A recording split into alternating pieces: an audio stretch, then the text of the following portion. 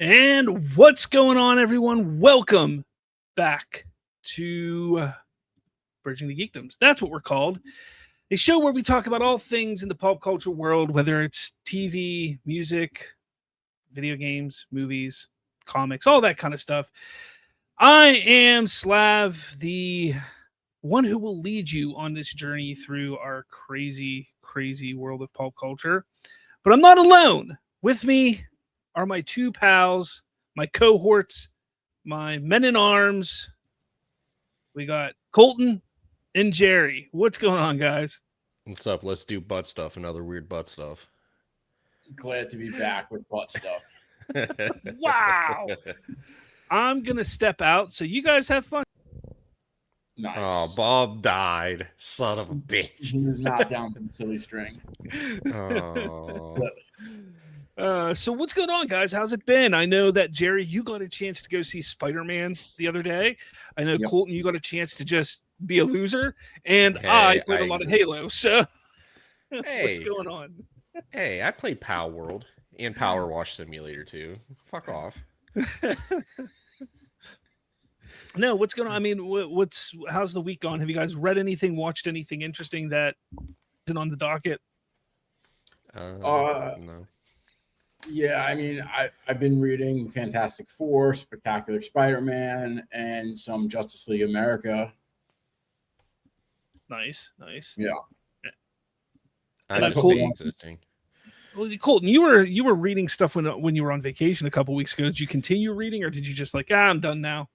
No, I mean, I try to read every once in a while, normally before bed. So, whatever's just the first random thing I decided to pick.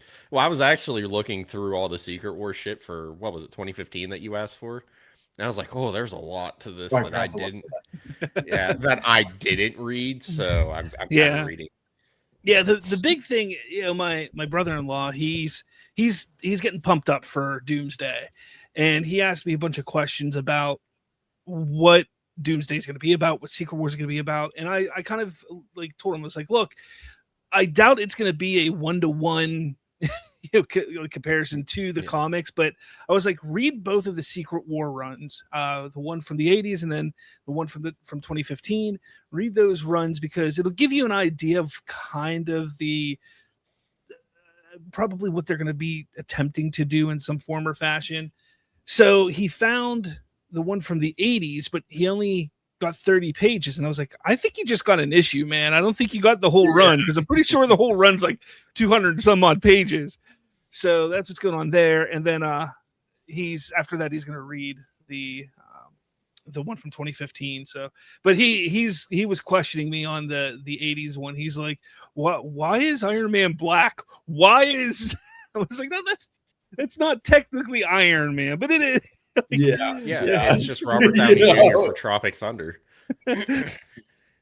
So, but it's good times for sure. I love when other people get a chance to pick up old comics and check them out and for the first time, and they start asking questions. And it's like, first off, that the Marvel comics in the 80s, I hate anything like mid 90s. I can't stand the art in Marvel comics.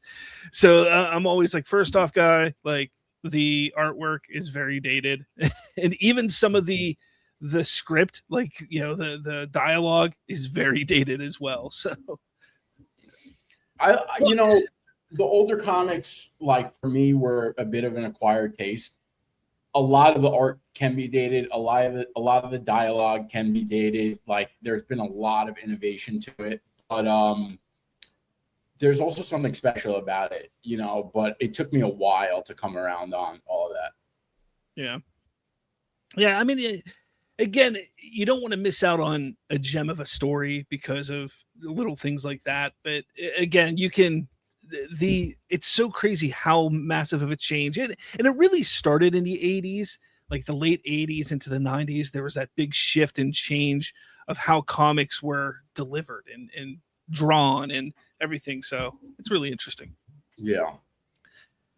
All right, but enough about that. Let's get into the news and topics at hand.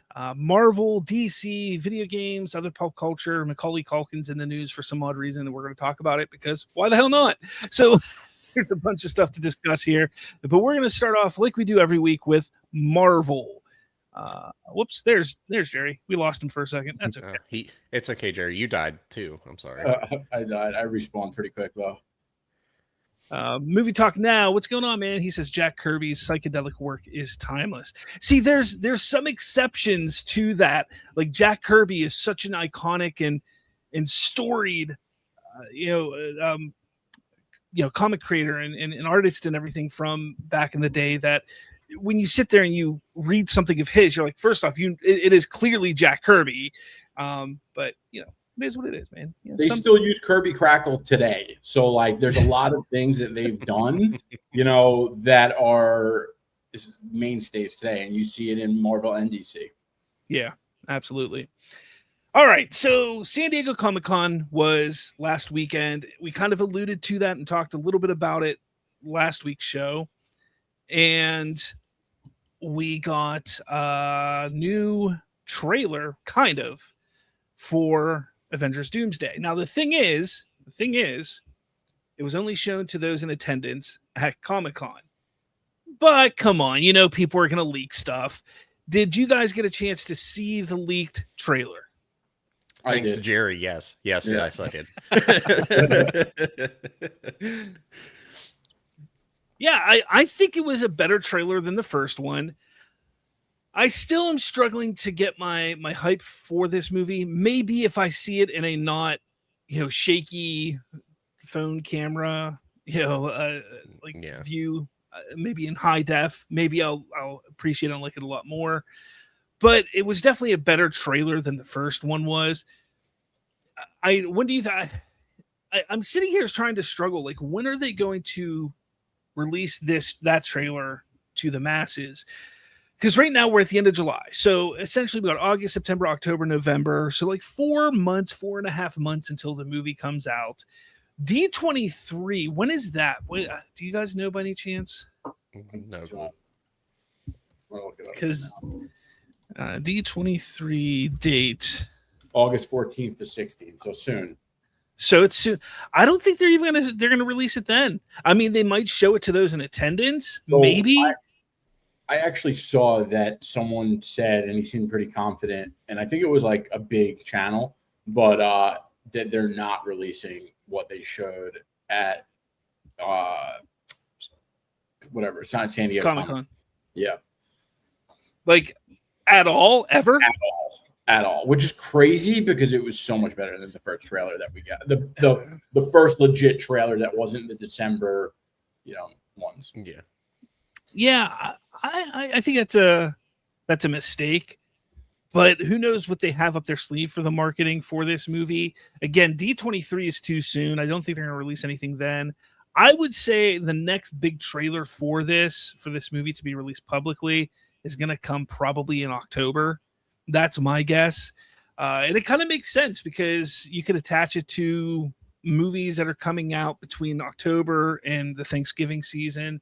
And that's where you're going to want to grab all those people. So that, for me, I think that's the best bet. Whether it's that trailer or something new, that's to be seen. But again, like, do you guys think it was better than the other one? What are your thoughts? I liked it a lot more. Sorry, I was dying. No worries. You go ahead.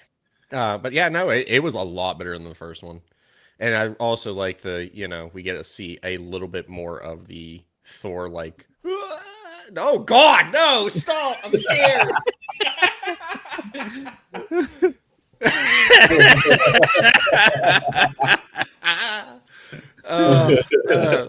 Oh man, don't do that. It scared me a little bit.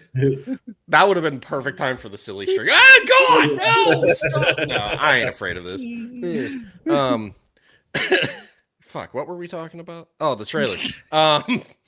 Look, you can't sidetrack me. All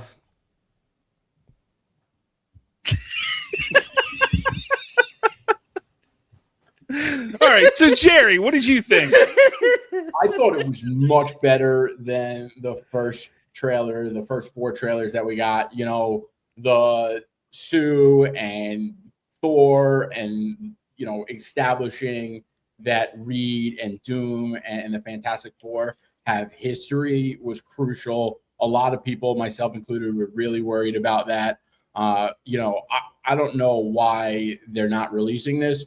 I have to imagine they have something really big up their sleeves. I'm sure on a movie they're basically paying 40 or 50 mil to Robert Downey Jr. for. And it's Disney. You have to imagine the marketing that they're about to do is going to be an absolute showcase of, the best of the best. And if it's not, people will be rightfully critical of them for it not being that. But, one thing I've noticed so far about the marketing for Avengers Doomsday, at least up until now, they've been very closed off about it. The post-credit scenes and the 4 trailers that we got in December, the one that CinemaCon saw, we didn't see till like months later. And now, similarly, with the San Diego Comic-Con trailer that leaked online, but we didn't get a real good, visual. It seems like they are very hush-hush and keeping most of the footage under wraps, at least until now. Yeah, I don't know. I've felt that the marketing for this movie to this point has been pretty bad. But I don't know. Colton, are you ready to talk? Can you talk and not laugh? Yeah, I don't know about that, but I did see some sources online say the next trailer is 3 minutes and 22 seconds of Gambit giving us a jambalaya recipe. Interesting. Get it? Because he has the Jamaican accent. Oh, okay. Yeah, sorry. That was bad. It sounded better in my head. Sorry. And he's gone. Okay, so guys, let us know. It got really loud. My PC got really loud. If you guys saw the lead trailer, let us know your thoughts on what you thought of it down below. Look at that. Dominique Anderson 4878. Hi, Dominique Anderson 4878. Hi. Also, hi, Ron. Hi, Ron. Hi, Ron. How's it going? All right, moving on. Keeping going with the Marvel. We got an announcement at Hall H as well for Ghost Rider. And not just the movie, but the casting of Ghost Rider is Ryan Gosling. He will be joining Marvel Studios as Ghost Rider, and it will be directed by Sean Levy, who directed Deadpool and Wolverine just a few years ago. And they're shooting to have this movie out by 2028. Now, if you ask me, this feels very similar to another announcement that happened about 7 years ago called Blade. But what do you guys think about this? If this was during Magic, or no, was Ryan Gosling? No. Was Ryan Gosling in Magic Mike? No. Who am I thinking of? Who the hell am I No thinking idea. Of? Channing Tatum. That's who I'm thinking of. Never mind. That's Gambit. You just Gambit. I just for some reason thought he was a Magic Mike. But anyway, I think I kind of like Ryan Gosling as Ghost Rider. It's not Nicolas Cage. No, you're right. Which, I mean, of course, I think if you put Nicolas Cage in anything, it makes it better. But I don't mind. I don't mind the casting. I just think this is going. At least they have a director right now, whereas with Blade, they didn't even have a director. So it's just a little bit different. But I'm just worried that, hey, here's a movie, here's an actor, and the movie never gets made.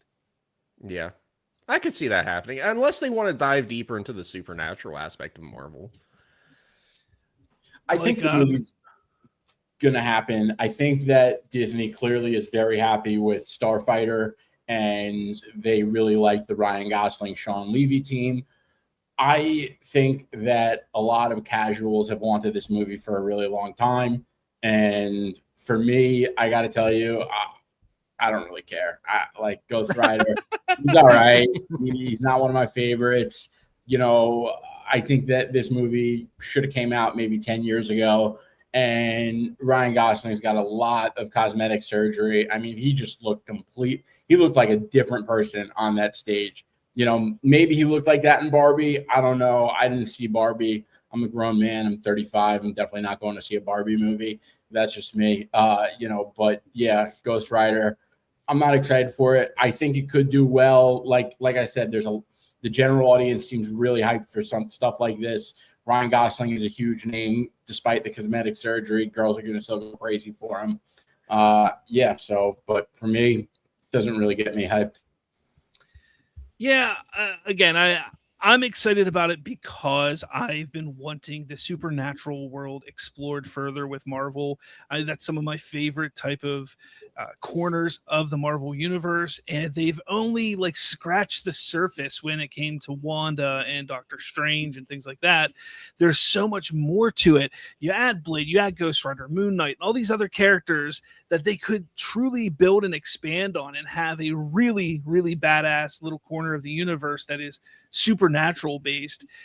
That's what I want to see. I don't want to see them give up on that idea, which I thought they were really going to push forward with and start with Blade, but that never got off the ground.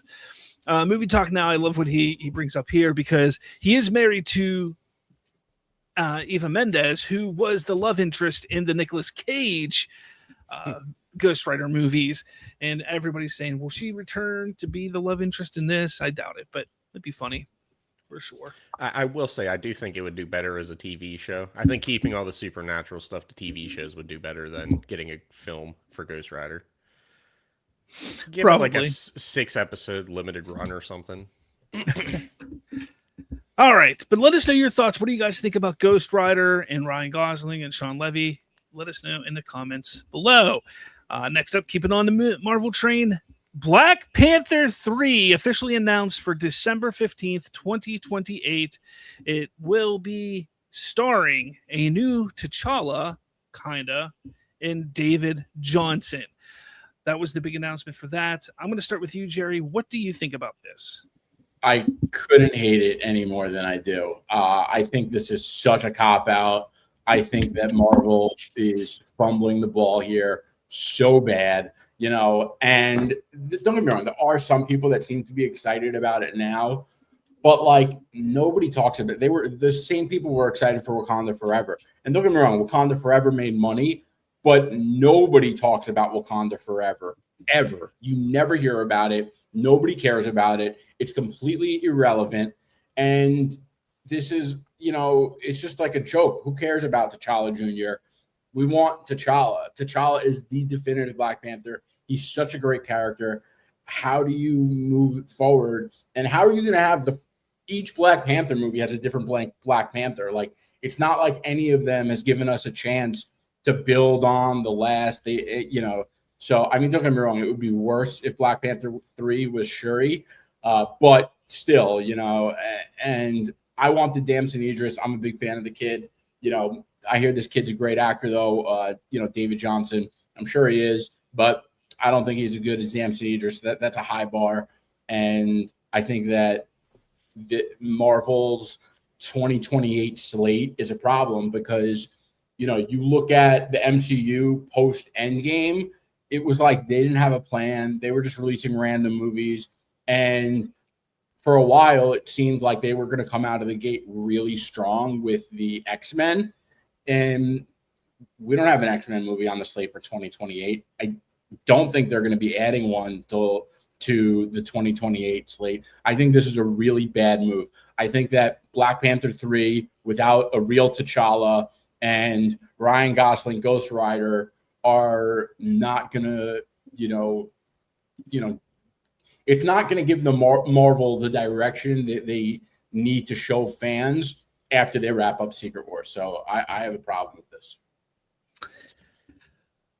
Colton, what do you got? They've turned Black Panther into such like a D-list character in the MCU that I don't really care for a Black Panther 3 or the character period, to be honest. I mean, I didn't care for. I mean, he had hype in Civil War, but other than that, he hasn't really done jack shit in the MCU. So I could care less at all. Fair. For me, I hate I absolutely hate this idea. I think this is terrible. I've been saying you have to recast T'Challa, basically replacing Chadwick Boseman. That is what they should have done originally. They didn't do it. Now they're going to make this David Johnson, which I'm sure is a fantastic actor. I have nothing against him. This is nothing against him at all. But they're casting him as basically the son of the original T'Challa, but he's going to be grown up because the last movie we saw him, he was like 3 years old or something. So this is all just ridiculous, and it makes no sense to me. My question is, how does Letitia Wright feel about this? Because they passed the mantle to her in the second one in Wakanda Forever, and now they're just like, about that, never mind. You weren't good enough. It's such a terrible move, the way they're handling it and how they've handled this specific character. And I think it's a shame. But hopefully David Johnson, let's say the movie's great, and I'm hoping it's great. I'm hoping it's good. I believe and hope that he can be a great character, but you have to wonder, like, what happens if it fails? Are they just done with Black Panther then? If it succeeds, maybe he's great and continues being Black Panther for 10, 15 years. But if it fails, if the movie is just terrible, what do they do then with that character? When they could have just continued with Letitia Wright, being Black Panther moving forward, and people already accepted it. Now you're changing it again. It's maddening. Maddening, I tell you, maddening. I'm going to be interested to see how they make the time jump work if he was 3 in the second Black Panther. That doesn't make sense either, because how is this time jump going to work with Secret Wars? In hindsight, it's going to be right after Secret Wars. The other thing that's crazy to me is it's hard to enjoy a superhero movie if you're not bought in on the hero. And that was my issue with Wakanda Forever. I didn't care for Shuri.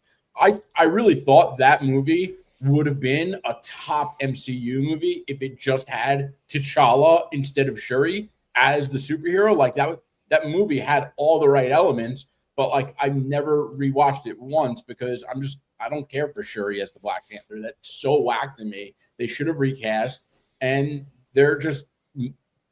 it's from fumble from Wakanda Forever to a fumble here.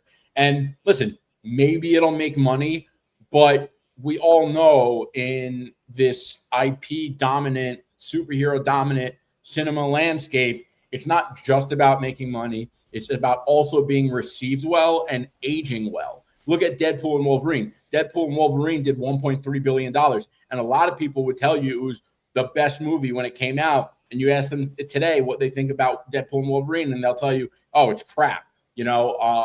I think that's kind of similar to what happened for some people who thought they liked Wakanda Forever. And I think it's very possible that happens with Black Panther 3. Yeah. But let us know your thoughts, everyone. Tell us what you think. Do you think David Johnson's the right choice? Do you think they should be doing it this way? Do you think they're screwing over Letitia Wright? Let us know in the comments below. Now, here's a really fun little thing. I'm not going to play the whole video, but Ryan Reynolds did show up at San Diego Comic-Con wearing a very interesting Deadpool attire suit thing made completely out of denim. As he called it, it was jean gray is how he described the color of it. But he literally walked around Comic-Con just taking pictures with people. And I can guarantee you, because of the type of person he is and how it works, none of those people probably knew it was Ryan Reynolds there. So all these people probably have all these pictures with this Deadpool, and then they find out later that week, like, holy crap, that was I met Ryan Reynolds, but I didn't meet Ryan Reynolds. So that's really cool. It's cool to see that kind of stuff. But the big thing was where he showed up at the panel for Doomsday, and they had a little banter back and forth with him, Paul Rudd, and Robert Downey Jr. And I think one of the Russo brothers spoke to him as well. And it wasn't anything. Like, they didn't reveal anything with it. He was just having fun and poking fun and just reminding everybody that, hey, Deadpool is in the MCU. So I don't know if you guys caught any of that or a glimpse of this. Did you think it was the right move? Did you like the little back and forth? What did you guys think? I mean, just a cool little PR thing. I don't think it was anything crazy. There's still no confirmation that he's in Doomsday, and I think that was this is kind of the way, because he was like, "Oh, you guys filmed the movie already? Can I be in it?" Like, he did that kind of thing. We all know he's in it, but there's no confirmation. Yeah, I thought I saw like Discussing Film or something. Oh yeah, I'm looking. Discussing Film did say, "Oh no, that's 2 years ago." Sorry. Yeah, but listen.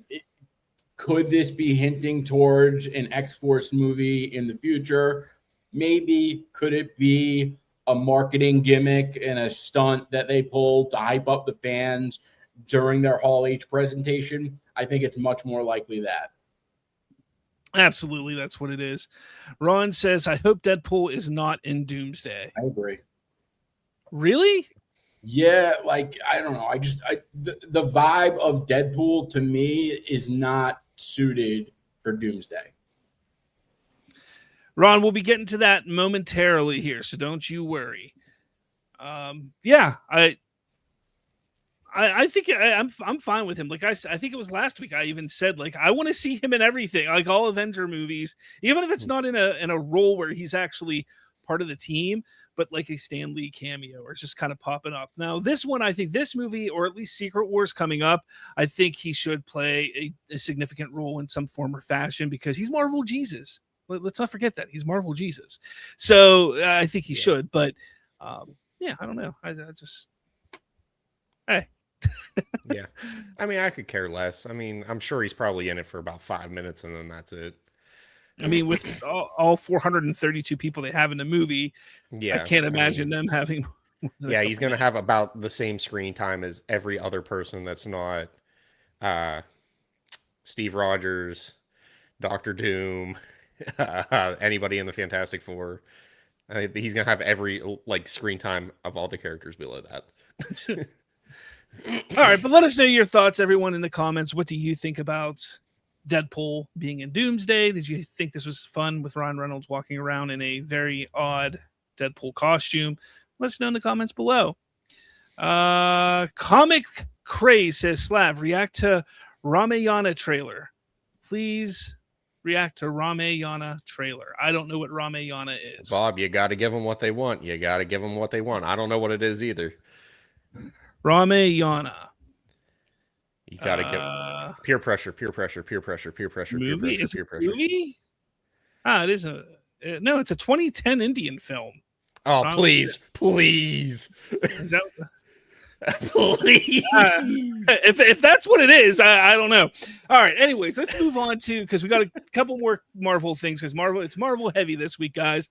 But I don't know if you heard, but Marvel hates black people. Oof. I didn't see this. So apparently Marvel's Wonder Man, which was a fantastic show, by the way. If you have not watched Wonder Man yet, go do yourself a favor. It's a quick watch. Each episode's like 20 to 30 minutes long. It's enjoyable. It's fun. I really enjoyed it. But they were making plans to do a season 2 for Wonder Man, and today it was revealed that, guess what?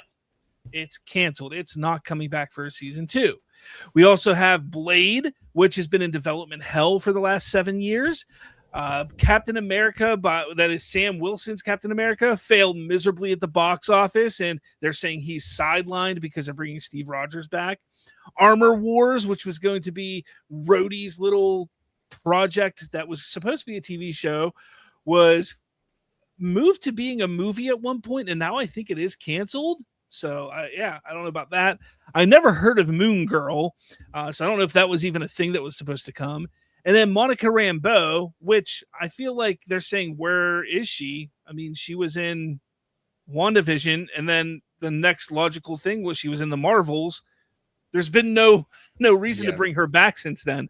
But yeah, I think it's funny that people are screaming and yelling and crying that Marvel hates black people because of what I just talked about.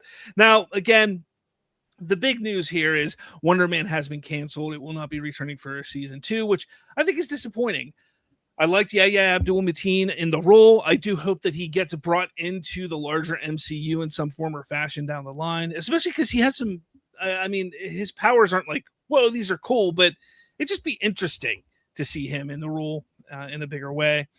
And he did make a comment on it and said, that's life, right? Everything will shake out. I wanted to say thank you to everybody who watched the show, enjoyed the show, and shared that they enjoyed the show in some way or another. The show worked, and that's my favorite thing about it. I could see it on the faces of the YouTube reactors because I watched along with y'all this time. Shout out to y'all. And I can see in the messages I get saying how the show reminded some of you not to give up. And I feel it in the genuine love shared when I bump into some of you all during the day. So thinking of you all today, I'm glad we got to be part of something cool. Thank you for watching, and see you at the Emmys. So, yeah, that was Yahya Abdul-Mateen II speaking about the cancellation of Wonder Man. Now, I know, Colton, I don't think you watched it, but Jerry, I'm pretty sure... I wrote it down to watch it, so... Okay, but Jerry, I'm pretty sure you did watch it. What did you think of the show? I really liked the show. I thought it was a great example of Marvel finding its footing with its Disney Plus product.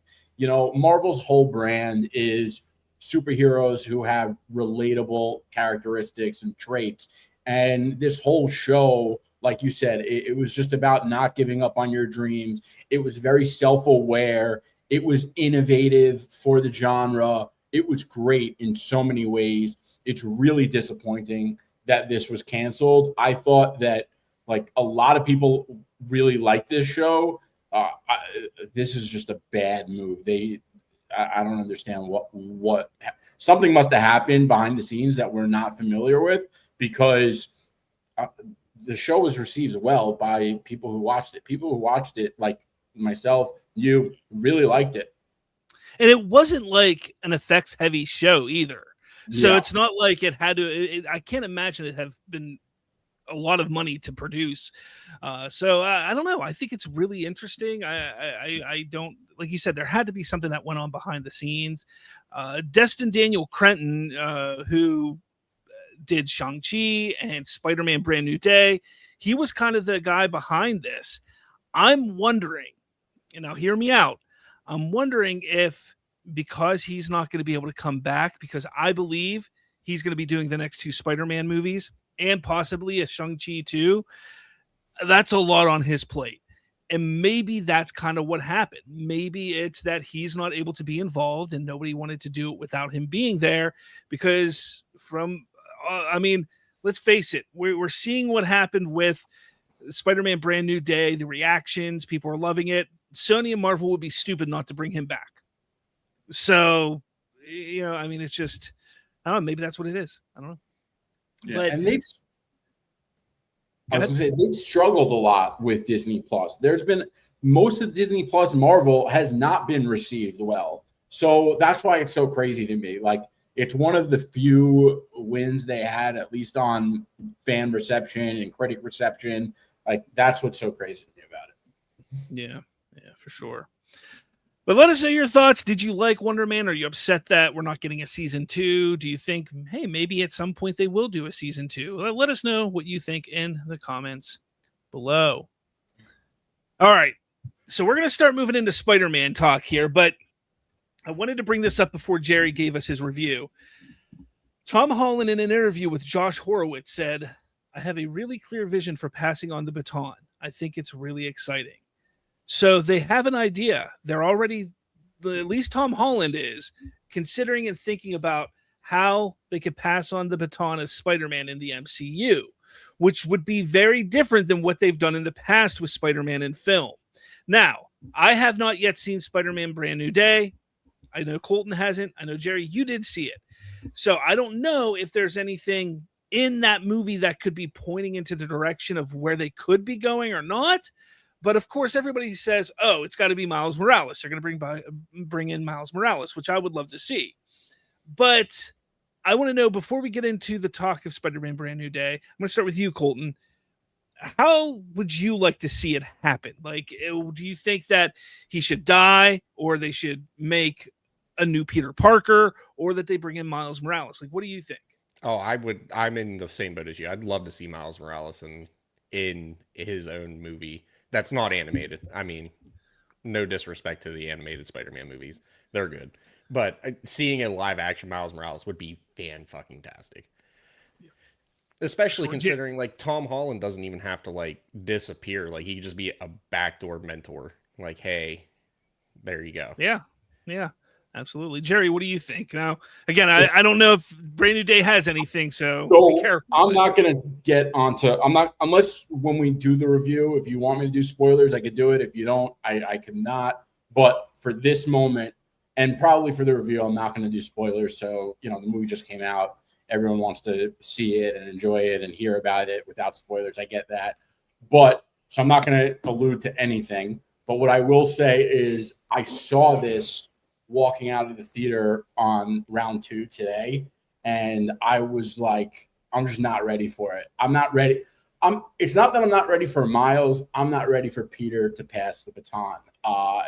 He's probably my favorite superhero. And I don't know if I could. Tom Holland's just too good as Spider-Man. And he always says this kind of stuff. He always goes back and forth. Oh, I don't want to be Spider-Man forever. Oh, I'm going to be Spider-Man forever. And now we're talking about Miles. Come on, man. You want to bring Miles? Fine. But Peter, till you're 90, bro. Listen, Miles is great. I would love to see them team up. Can you imagine how much money a Spider-Man movie would do? I mean, that would be insane. So yeah, but what I always wanted to see with Miles Morales was, Miles Morales started in a different universe. He started in the Ultimate Universe, and then it was in Secret Wars. He ends up on Battle World, and that's how he ends up coming into the 616. So I always wanted to see that. I always kind of hoped that Kevin Feige and Sony would figure it out. But based on Kevin Feige's statements, they have a deal with Sony, and they're like, we're not touching that character. And I can understand that. Sony's been pretty good to Marvel with using Peter Parker, and they probably said, hey, listen, you could do X, Y, and Z. We just want to have Miles with our animated thing right now. And I think that's fair. But it really sucks if Secret Wars is going to happen and we're not going to have that iconic scene where Miles Morales gives the Molecule Man, a cheeseburger out of his back pocket. That is just so good. Okay. So, yeah. I want to say something here because I believe both of you have read the 80s Secret Wars, correct? Yep. Yeah. So what if they character swap Spider-Woman with Miles Morales in Secret Wars? Because remember, Spider-Woman just kind of pops up in Secret Wars. If you remember, she just she shows up and Peter's like, what is this? Who is this? Who is this person? But doing that with Miles Morales instead, because he is such a big established fan favorite type of character, and you wouldn't have to really do too much to do that. And then come the end of Secret Wars, that's how he ends up in the universe. Now, then you could have 1 or 2 movies with Peter and Miles then, which would be really interesting and fun. But that would be post their little trilogy of Miles Morales, the Into the Spider-Verse series. That would be after that. And I think that would be a cool way to do it. I think that would be a nice little nod. Again, well, I'm not expecting them to copy everything from the comics, but they will take liberties and adjust things. And I think that'd be a cool adjustment to make. I can get behind it. Yeah, I think that would be cool. I'd much rather see Miles Morales than Spider-Woman, I'll tell you that. Yeah, because Sabrina, no, it's not Sabrina Carpenter, Julia Carpenter, that's her name. I had to pull it up because I couldn't remember. Who remembers her? Who remembers, honestly, yeah. But, I happen to be a fan of Julia Carpenter, Madame Web. I think she's a really dope character, actually. But again, you are somebody who reads comics and reads and reads and reads comics. The general audience doesn't know who Julia Carpenter is, doesn't know that there's even a Spider-Woman, whereas the general audience is getting some knowledge about Miles Morales thanks to his films, thanks to the PlayStation games, things like that. there's reason to use Miles instead of someone like For sure. Carpenter. So I'd still All prefer Miles. I like Madam Web, but like, you know, Miles is pretty dope. And I don't want to see anything connected to Madam Web for a long time. All right, guys, let us know your thoughts on this here, how you want to see Peter or Tom Holland pass the baton to a new Spider-Man in the future. All right, this is the moment you've all been waiting for. Spider-Man Brand New Day review from yours truly, Jerry. Now, I'm going to give you a single shot here. Hold on. There you go. Spider-Man Brand New Day, it was amazing, spectacular, incredible, even punishing at times. I would probably give it, I would say a flat 9 out of 10. You know, it was definitely the most mature adult. I don't want to say, definitely had its darker moments of a Spider-Man movie.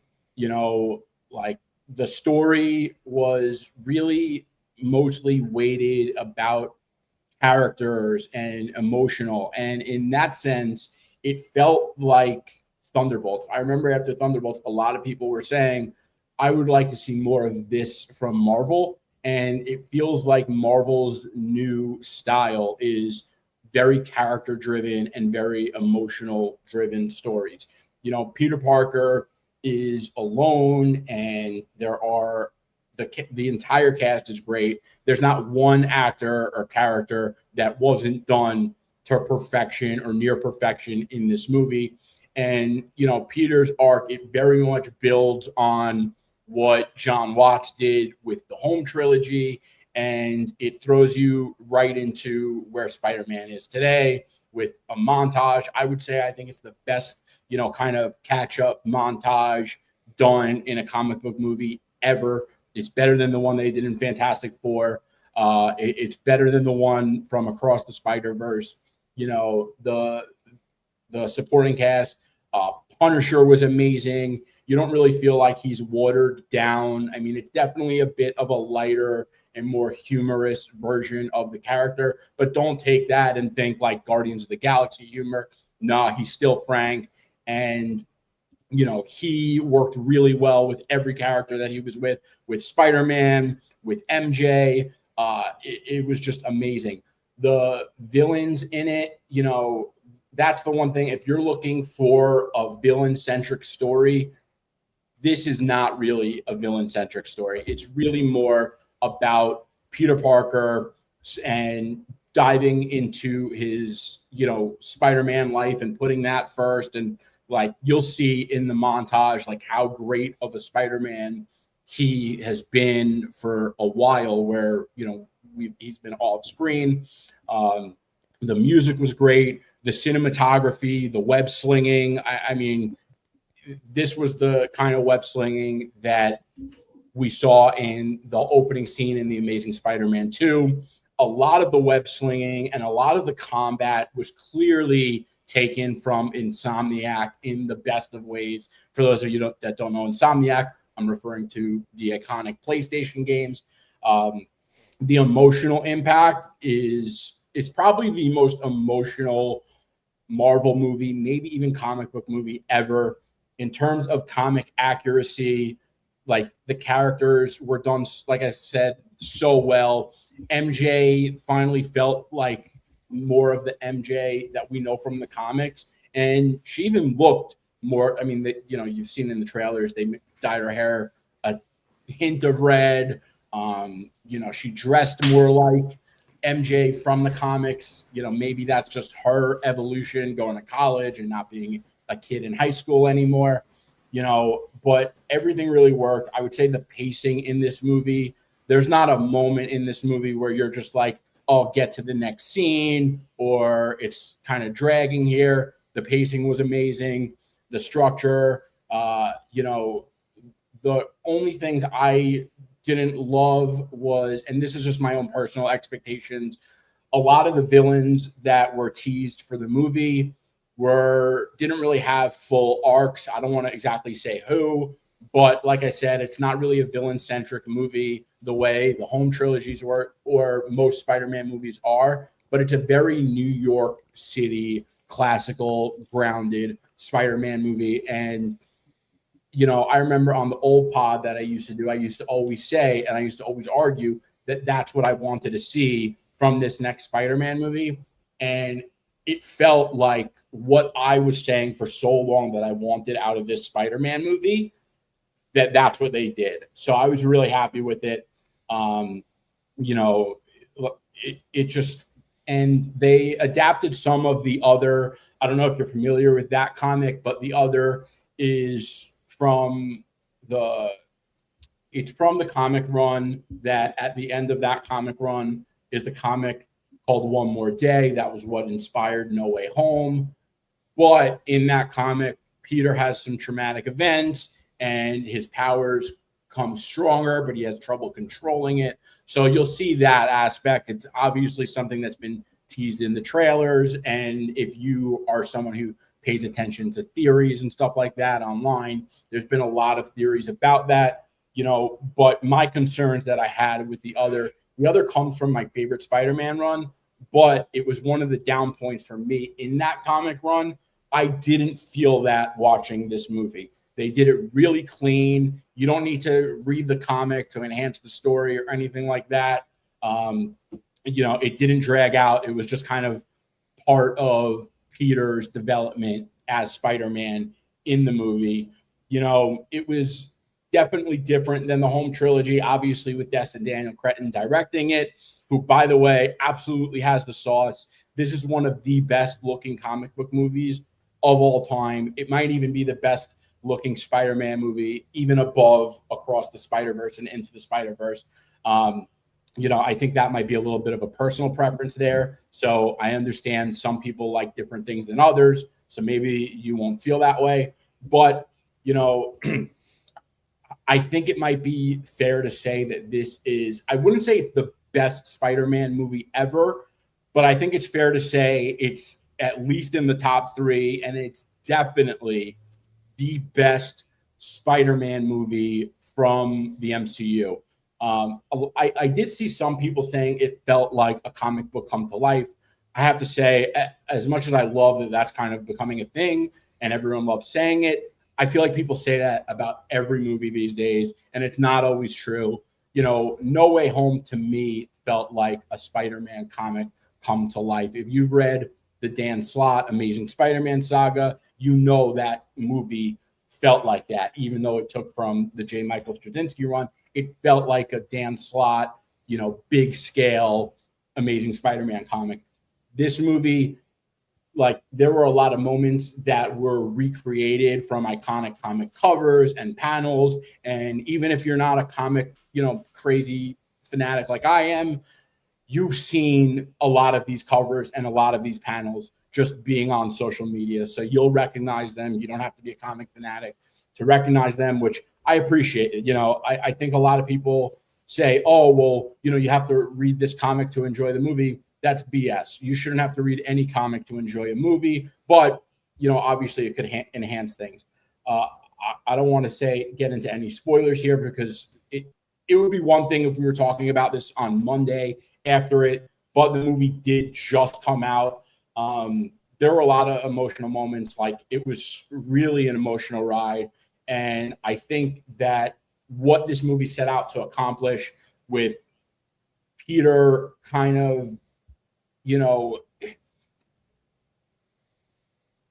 he tried to do something differently after No Way Home, and he learned a lot of things about life and about being Spider-Man and relationships. And then that's as much as I'll say on that. But I think it just gives Tom Holland, put it this way. In the beginning of the movie, you see Tom Holland, Spider-Man, having a fresh start, or kind of what happened after No Way Home and where he's at. Not really what happened, but where he's at today, his relationship with the city. But by the end of the movie, he comes to a different place in his relationships. And that's what I'll say. And it's totally a new era for Spider-Man. I mean, this is one of those movies that right when it ends, you want to see what's next. It had a ton of heart, a ton of humor. The action was amazing. All the shots were great. A lot of people criticize the MCU for cinematography, which a lot of that is fair. I think Destin Daniel Cretton, there's a reason he's the next talent at Marvel. It definitely feels like Marvel has a new groove again with just these character-driven, emotional stories. It's not that it sets up so much the future of the MCU. You could really enjoy this movie if you've just seen the Spider-Man movies, or even if you've just seen No Way Home, you could go into this movie and enjoy it. So there's not really that much homework, but I think what it set out to do on all these fronts, it absolutely delivered. Go see it. This movie is going to have amazing word of mouth. I think it's going to absolutely destroy it in box office, and it's going to be a Spider-Man movie that people talk about forever. Excellent. Come on, there we go. Now tell me, out of all the Spider-Man, because you said this is the best of the Marvel ones, but out of all of them, is it the best out of all? Because you said it's top 3. Like, come on, man. Yeah. You So give us something better than that. It's really difficult for me to. I always get tough ranking things when I love things because it's like picking your favorites. But I would say, I would probably say it's number 3. I would probably say Spider-Man 2, Across the Spider-Verse, and Brand New Day. Gotcha. I think those are the best 3 Spider-Man movies ever made. What is really interesting is it has a 91% from the critics on Rotten Tomatoes. But when it comes to the audience, it has a 98% right now. Now, if I pull this up real quick, we could take a look at all of them. So you have Into the Spider-Verse is 93% from the audience. Across the Spider-Verse, 94%. No Way Home, 96%. Spider-Man 2, only an 82%. And that's considered the best by so many. Homecoming, 87%. Far From Home, 92%. Brand New Day, they must have made this before it went up to 98%, but we know it's 98% right now. The original Spider-Man, 67%.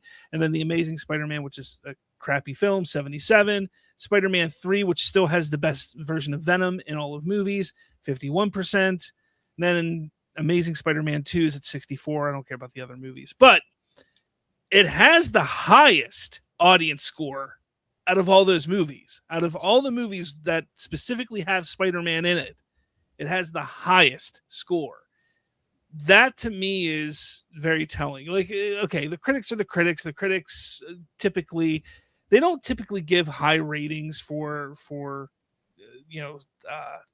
these big franchises anymore. Like, it's going to 91 though. Like, that's pretty high, but they're never going to get 100%, but I don't know. Colton, what do you think? What do you think about this all? No, I mean, it's no surprise. I mean, Marvel knows you release a Spider-Man movie, it'll at least make its money back, if not more. So it's not surprising it's a good film. I mean, the MCU hasn't fumbled Spider-Man yet, so I'm not surprised. What I also want to add is, sorry, did I cut you off? No. Listen, Spider-Man is my favorite superhero. I read every Spider-Man comic. I've read most of all of the Amazing Spider-Man comics that exist. And one thing I will say, this is a Spider-Man movie I've always wanted to see. And I think that, it's just it's the movie I've always wanted to see from Spider-Man and Marvel. And it absolutely delivers. And there's a reason Spider-Man does so well. And I'm not trying to take away from the movie when I say this, but I think a lot of this movie's success also comes down to that Spider-Man is by far, and nobody else is even close, the best managed IP in cinema. Hands down, I don't think it even comes close. I actually think it's the best managed IP pretty much period, and the marketing and the lead up to this movie, those set photos from London, the marketing, the trailers, I think people went into this movie expecting it to be one of the best Spider-Man movies of all time, and everybody wanted to love it. And I think that's one of the reasons that everyone's being so positive about it. Yeah. Yeah, I'm sitting here trying to think of like other franchises that are managed as well or better. And granted, I mean, I think the Amazing Spider-Mans were complete misses, but they got back on track. You know, even Spider-Man 1, 2, 3, I enjoy all three of them. The third one obviously is the low point of that trilogy.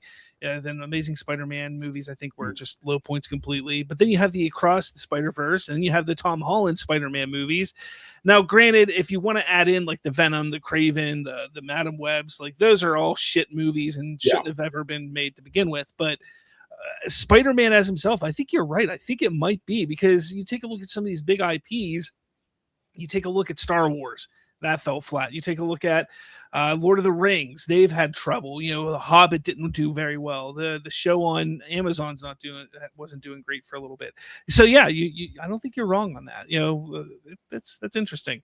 Very interesting. I think it also, another big part of that is the fact that every year or every other year, there is a major Spider-Man project that comes out, whether it's a movie or a video game. Whereas since I've been a kid, like no matter what, any kid that's grown up under me, I'm 35 years old, has grown up with so many incredible Spider-Man experiences from the games and the movies.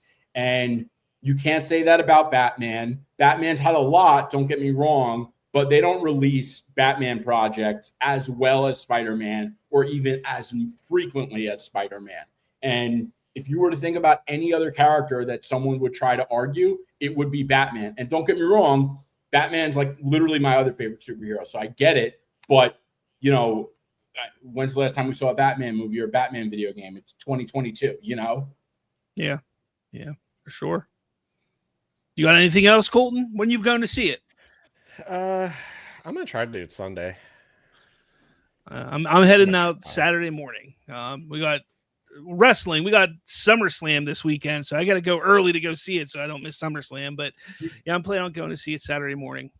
You definitely need to get tickets now, because I'll tell you, when I was walking into the theater to scan my ticket at AMC, I opened the app and I had to wait 8 minutes. I found it in my email, thankfully, but the line was being held up because people couldn't get into their app because so many people were trying to buy tickets. Yeah. They're saying this movie's going to make $800 million worldwide opening weekend. When was the last time we've had a movie make nearly $1 billion in opening? Never. I don't think ever. I don't even think Endgame did that, or Infinity War. Yeah. Like and if you guys remember, I don't know, I think it was with you guys, but I've been saying for a while that I think Spider-Man has the ability to make more money than Doomsday. And people laughed at me. People said I was wrong, but I think it could. I think it could make more money than Doomsday. Don't say that too loud. Then you're going to have Avengers Spider-Man Doomsday.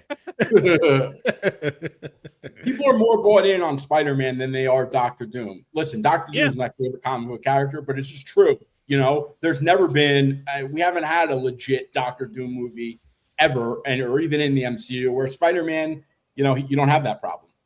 Yeah. Yeah. I mean, actually, while we're sitting here, let me see AMC. Let's take a look if they have anything available. I am in line.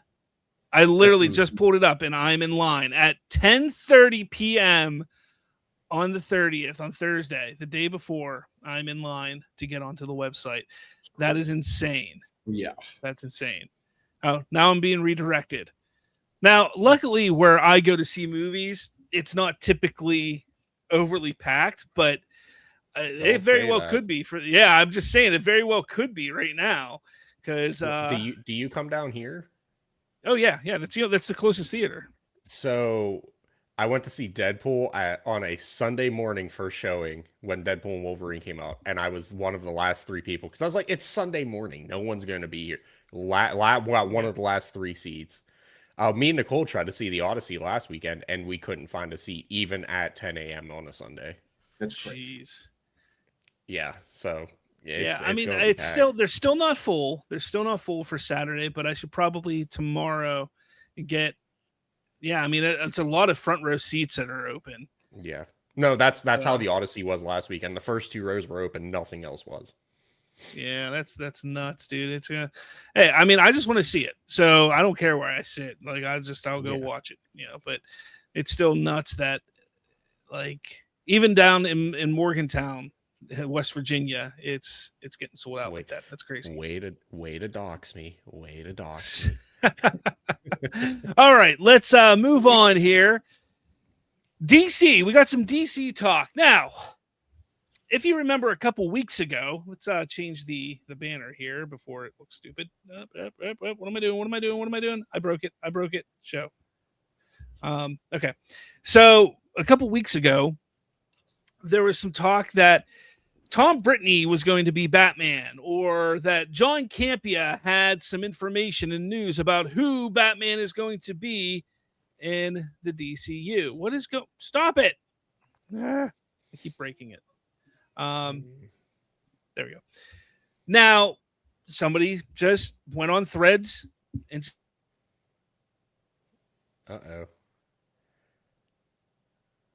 Bob died. Oh, he got silly stringed. He's shooting webs. He got too excited. He's shooting rope. Yeah. It's all covered in cobwebs. Oh, man. And even the face it froze on, he nutted. He had a traumatic experience. It's okay. I understand. Yeah. I guess it's our turn to pick this up, I guess. Yeah. Okay, I guess someone went on Threads and asked James Gunn if Batman has been casted yet. And it looks like he said D and bunked. Yeah. I'm assuming and must be playing Batman. I have to assume. Yeah. Ends, Ansel ends. Yeah. Yeah. Oh shit. Bob straight up died. His internet died on him. It kind of sucks that Batman hasn't been cast yet. Like, listen, I understand that the DCU, I don't think it would have been the right move to start the DCU off with Batman, because the second you put in Batman, all the other characters become secondary. And if you want fans to be bought in to other characters like Superman, you got to put Superman out before Batman. I get that. But Batman needs a movie announcement pretty soon. Yeah. It's like we're getting to the point where, I know this is going to be a bad metaphor, but it's like you're playing Xbox, but you're only using your left hand. Yeah. No, like that's where we're getting to. Yeah. Yeah. It's crazy. And they're not even choosing to play PlayStation. They're choosing to play Xbox. Hey. Don't get carried away now. Yeah. It's just like, I get they don't want to rush it, and they don't want to rush all the big characters, because you need to save them to introduce them as time goes on. You can't just have everyone at once and then new characters aren't exciting anymore. That's a big part of it. And I don't think a lot of fans understand that. And ironically, it's all the fans that say, oh, let me do it. Let me handle DC. Let me make a movie, even though I don't know anything about how movies are made. But they definitely Batman, they definitely need sooner than later. Yeah. I mean, we're kind of getting to the point where it's like Supergirl's cool, Spider-Man. Superman's cool. We need another staple. Like, it doesn't necessarily have to be Batman. It could be Wonder Woman. It could be, I'm a fan of Martian Manhunter. I think a Martian Manhunter movie would be dope. I agree. You got some side characters. You got to introduce someone else now. Like, especially, like, Supergirl didn't do too well. Let's face it, or well at all. It didn't really do good. But yeah. So it's time to bring in another heavy hitter. No. And also, I like how Ron said John Campea killed Bob. He really did. Normally, he's back by now. Bob's just straight up died. Yeah. What else did Ron say? Do you think Spider-Man Brand New Day could finish in the top three highest grossing movies of all time? Probably. Yeah, I think it's if it does the 800 mil that it's supposed to this weekend, which by the way, for a while that tracking it seemed to be wasn't coming from anyone legit. But let's see. Let's see what Spider-Man Brand New Day is tracking to do now. I think it has. If it hits the 800 million opening weekend, it's definitely 100%. going to hit top 3. Yeah. If not the highest of all time. Crazy because Marvel's coming out of a slump. It's not like Avengers Endgame just happened. And it's not like they have Toby and Andrew like they did in Brand New Day that did 1.3. But this movie is amazing. And by the way, Brand New Day, you know, I used to say Brand New Day is the best Spider-Man. No Way Home is the best Spider-Man movie. I have a feeling after I see it the third time, I might say Brand New Day is the best one. I'm going for the third time on Saturday. Slav, are you back? Kind of. I'm on my phone. My internet is slowly coming back up right now, so I'll be back on. But it's the disembodied voice of God right now. Yeah.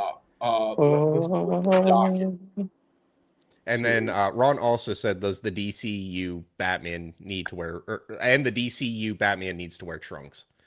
Oh no!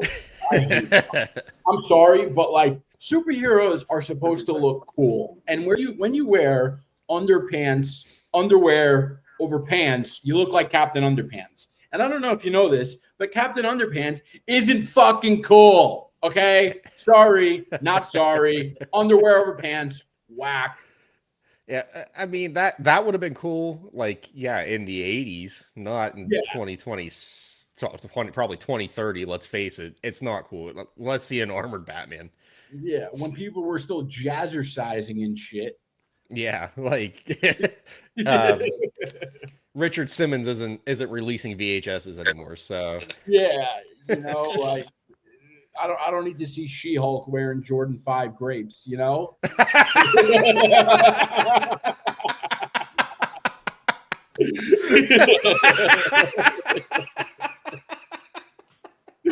I don't need to see She-Hulk at all, actually. You know? I'm dying. I'm sorry. Oh. Sorry, Ron. Don't take that personally. I'm just trying. All right, I'm back now. All right. Hey, we did pretty good that time. We weren't caught off on our toes that time. See, you just got to expect this is going to happen once a show now, because I don't understand why my internet is the worst internet in the history of internets. So, anyways. I'm telling you, you got to go to FiOS. I'll explain. If I had FiOS around me, if I had fiber optic around me, I don't. Right. I only have old broadband. Hell, I worked for a fiber optic company a couple months ago, and they are 20 minutes down the road from me, but they're not here. Oh, so, that's annoying. Yeah, it definitely is. But anyways, I was talking about the James Gunn debunking, as he said, de-bunked when it comes to them having cast Batman in the DCU. I want to ask you guys, do you think we need to get over this idea that Batman's going to be coming anytime soon? Do you think that it's a big problem with DC and that they need to make it happen? What do you think? Let me know. Bob, go back about 3 minutes. Yeah. Damn it. I'll use my metaphor again. It's like you're playing Xbox and you're playing with your left hand. They need to introduce another staple at this point. Not necessarily Batman, maybe Wonder Woman. I'm on board with Martian Manhunter, but someone else. You know, and I said Green Lantern's coming in a month, but like I understand why you start with Superman, because if you start with Batman, people are never going to be bought into Superman. And you don't want to introduce all the characters at once because the DCU is set to go on for a while, and you need to save characters to introduce them as time progresses. But, you know, with the discourse and the way everything's been going down with the DCU lately, the bat signal, the DCU, the Gotham, the DCU's bat signal is calling because the DCU needs Batman. Yeah. Ron says, Slav, do you want to see Trunks on the DCU Batman? I don't care. I'm sorry. Like this whole trunks, no trunks debate that was going on with Superman. I'm not a purist. I'm not a not purist. I'm just somebody that says, you know what? I want to see a good suit. I don't care what they're wearing. Just give me the Bat logo on it, the Superman logo on it, and let's go to town and make a good story, a good movie, and I'll be happy. I don't want it to be a shitty costume. I don't want it to be a motorcycle outfit like the X-Men wore in the 2000s. But I wanted to just fit the character, the universe, and the story that they're telling. That's all. Like, I mean, it is what it is. People get so hung up on the way a suit will look. It just, I don't know. I think it gets ridiculous. I do. I just think it's kind of like, I want to know who the casting is, who's directing, who's writing. That's all I really care about right now. And then show me him. Like, show me him as Bruce Wayne. Show me him as Batman. I want to see, does he really look like Batman? And then I want to see the movie and the story. Like, that's it. That's that. Like, in that order, that's how I want to see it. I don't care what the suit is. I agree. I most of the time, I don't care about the suit. As long as it's decent, I'm fine. And I think that there are, like, I don't know, if you're like a kid and you don't like the suit, maybe you can't enjoy the movie. But as long as the suit's decent and it works. I will say, though, like with the visuals of Spider-Man Brand New Day and how good that suit looks, it definitely was a major plus. But like, if he was wearing the Stark suit, the movie still wouldn't have made sense for the story. But you get my point. It would have been just as good. Like the suit doesn't make the movie. Exactly. And then Ron also says it is a massive problem. Batman is the biggest asset for DC. They have to bring Batman fast. And I agree. Like Colton was saying, or maybe it was Jerry, it makes sense to introduce Superman. It does.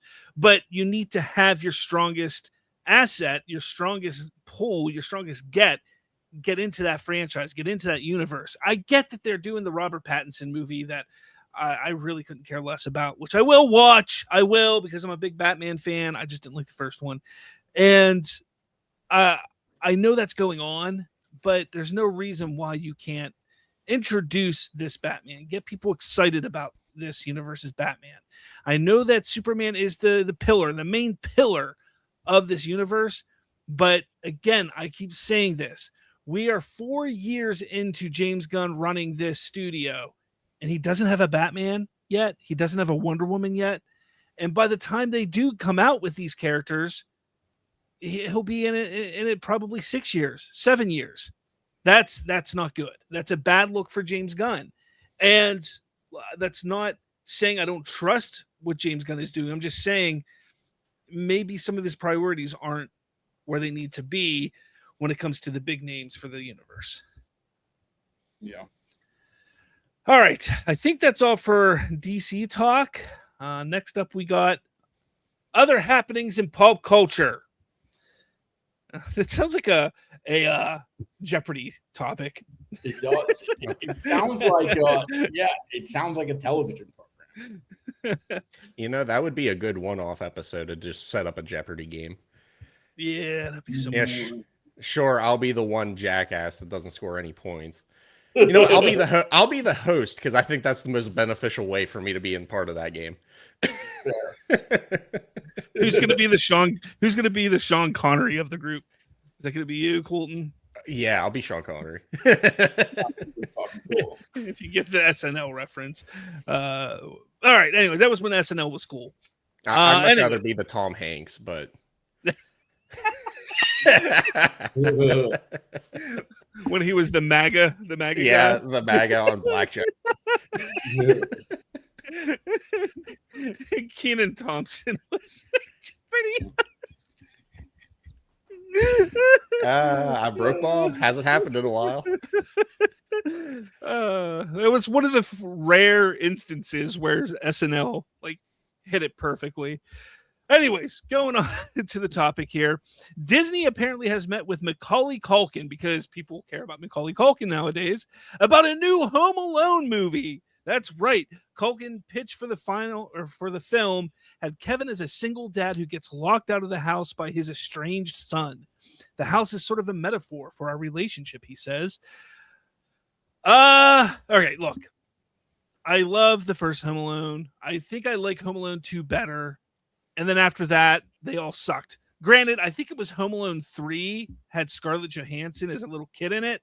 But honestly, no Home Alone has been good since the second one. I think they have like 5 or 6 total. I would not mind them coming back to bringing in Macaulay Culkin's character into it and having Kevin as a main plot point in it. I think it would be interesting for sure. I think it sucks because Catherine O'Hara, passed away about a year ago. So that would be unfortunate. Or was it earlier this year? I don't remember. So she wouldn't be able to be in it. But I don't know. Like, there's a part of me that's like, I want to see this, but there's also a part of me like, do we really need this? So, Colton, what do you think? I don't think this needs to be done. Let's see. Fuller House sucks ass. Bullshit. Take that back. No, it sucks ass.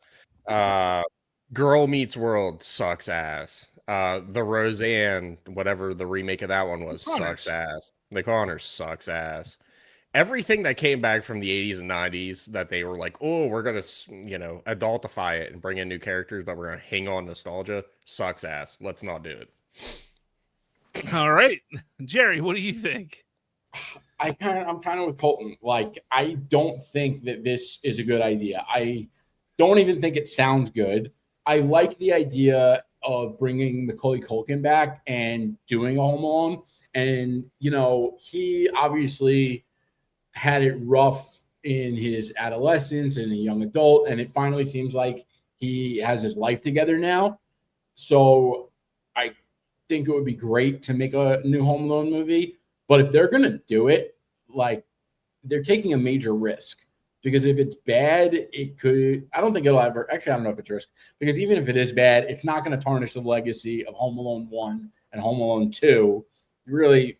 So I guess why not? But I don't like the. you just talked yourself into it. You're like, why not? Yeah. I mean, it's just going to be one of those like, oh, the family's over, the kids are opening gifts. Yeah, let's throw on this one since it's new and on the top of Disney Plus to play in the background. That's what it'll be. Yeah. But hey, why not? Like, I think I'm leaning more towards for it than against it. Again, I'm a sucker for those first two. They're a staple in my household every holiday season. When it's Christmas time, it's Elf, it's the Home Alone films. Like, those happen. The Guardians of the Galaxy holiday special. Those are like the staples in the household now. But yeah, I think I'm leaning more towards it. Maybe let me know in the comments though, everyone. Let me know. What do you think? Is this a movie you want to see? Do you think it's a mistake? Let us know in the comments. Next up, we got Peacock.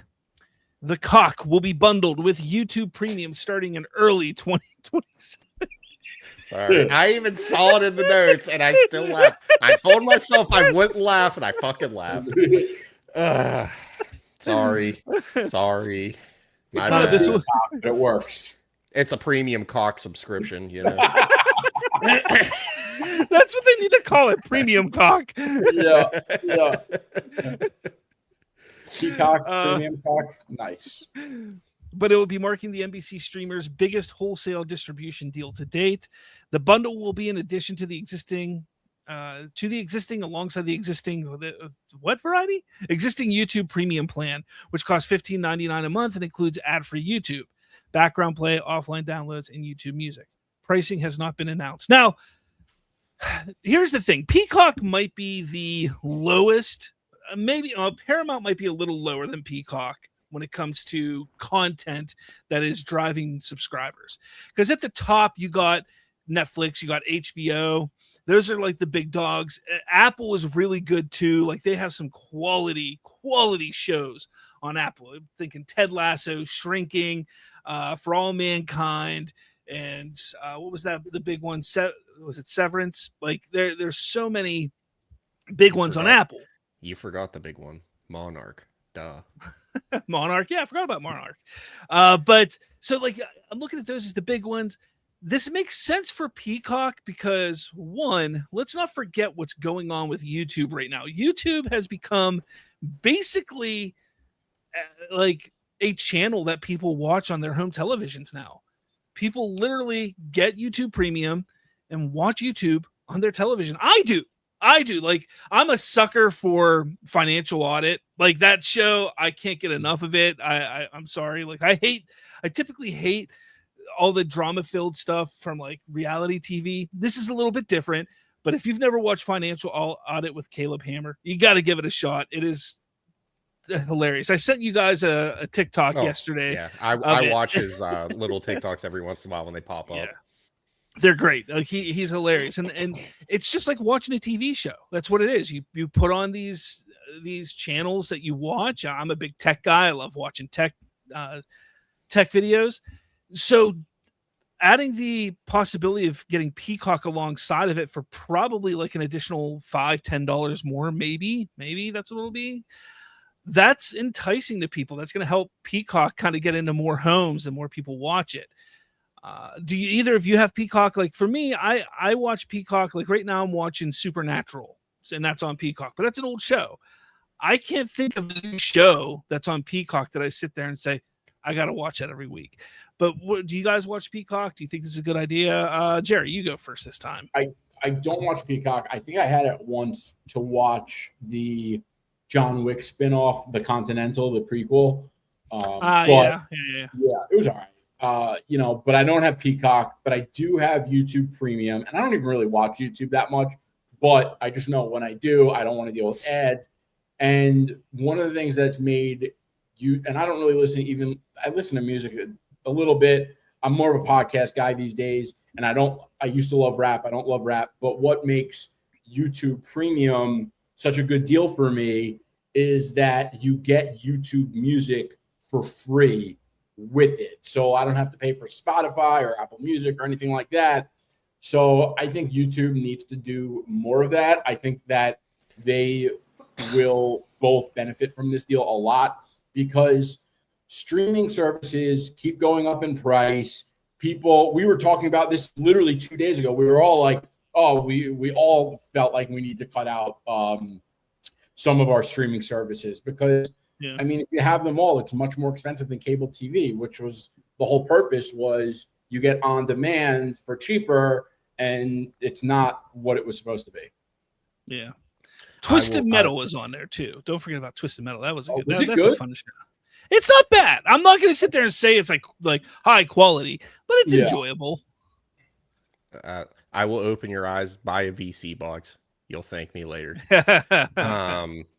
I think I get Peacock for free with Xfinity. I think I've never once logged into it or used it, but there's just nothing on Peacock. What, The Office was on there once upon a time. Yeah. That's about the only thing I would have cared to watch on there. Oh, you didn't watch The Paper? No. And no, that's another one why Home Alone shouldn't come back. The Paper, it probably sucks. Colton's favorite? Yeah, that one we were talking about, premium cock. Yeah, you gotta love the premium cock. Thank you, Dominique Anderson. Thank you, Dominique.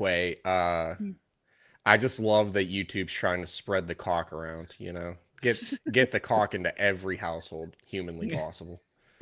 You get a cock. You get a cock. You get a cock. Everybody gets a cock. All right, but let us know your thoughts down below, what you think about this potential merger. But on to another merger.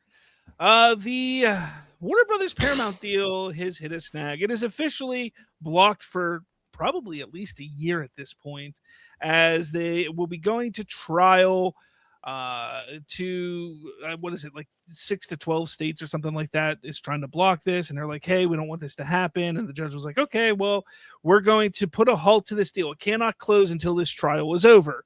This trial, maybe they could speed it up and get it done within a handful of months, but typically this kind of stuff takes around a year.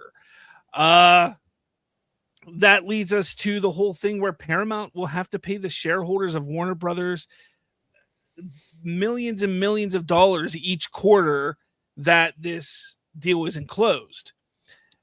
Basically, a day. Yeah, that's crazy. Yeah. And even if they want to walk away from this, they would have to pay $9.8 billion, $7 billion to Warner Brothers, and I guess $2.8 billion to Netflix. I don't know why that is. Or maybe that's because, no, didn't they already pay 2.8 to Netflix? So I think they already paid that. So it would be $7 billion termination fee to Warner Brothers. I don't know if this deal gets done. I don't know at this point. I have a funny feeling that Warner Brothers and Netflix planned this. I just have this weird feeling that like they planned this. Netflix was like, yeah, well, screw it, we're good, we're walking away. And they knew this was going to happen, or they manipulated things to make it happen. And essentially what David Ellison has done has just thrown out $10 billion for nothing. He's given money to Netflix, he's given money to Warner Brothers, and it's going to help pay down some of their debt and make it so Netflix can just swoop in and say, yoink, mine, and take what they wanted from Warner Brothers to begin with. What do you think, Colton? Do you think this deal gets done? Do you think it's... I don't think it does. I don't think it does. We're just kicking the can down the road for the inevitable. That, and I also wish I had $10 billion to just kind of piss away. For real. Jerry, how do you feel about this? I really wanted this to go through, and now I feel like it doesn't. And what's crazy about it is that Netflix walked away, Paramount did it. Netflix was in a much better position for the kind of situation that Paramount's in. And Paramount, I wouldn't be surprised if they have major issues after this, because they're wasting a lot of money for absolutely nothing. Yeah, that's pretty unfortunate, really. Now, here's the crazy thing, because the scary part, the idea about this, why people are so like, we don't want this to happen. One of the big things was there's not going to be enough films being made to be put in theaters, causing people to lose their jobs and move on and have to move on to different careers and such. However, what's interesting is Adam Aaron, the chief of AMC Theaters, is pushing for the Paramount Warner Brothers merger to happen. And he says thanks but no thanks to them blocking the deal. His whole thing is he believes that this is for the better of the industry. He thinks it's going to help the theatrical business as well as Hollywood. I don't think Adam Aaron is really in much of a place to push his ideas because of how poorly AMC has been run for a while.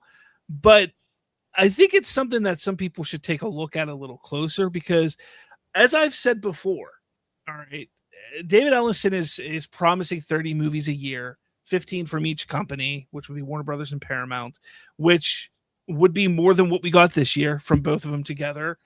So when they do that, that would help create jobs. Now, honestly, we're not talking about 30 movies where they all cost $100 million. We're talking about low budget movies. We're talking about some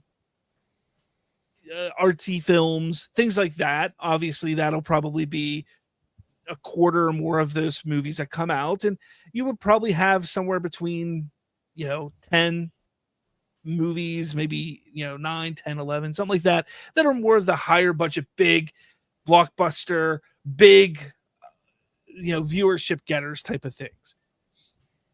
I still think that's better than what we have now. I kind of think that people need to sit there and listen to this.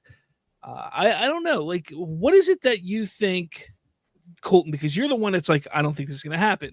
Why do you think it won't happen? Like, what is it? You don't think that Paramount will sit down with these attorney generals and say, hey, let's make a deal? What will make it so we can make this deal go through? Do you think they're just going to dig their heels in and say, no, we don't want this to happen at all?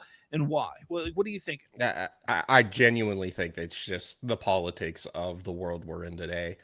the attorney generals are going to dig in and say, we don't want this to happen unless you meet these insane, unrealistic goals that we have set for you. Just plain and simple. And even in the perfect world, what we want done isn't going to happen, no matter what you do. And Jerry, why do you want it to happen? I think politically, I think that, we have had, one side of the ideological spectrum has pretty much had a monopoly on cinema in this country. And I think that the opposing ideas of the other side of the spectrum should finally have some sway. And if they're willing to buy Warner Brothers, make more jobs, make more movies, I think that's a fair argument to do it.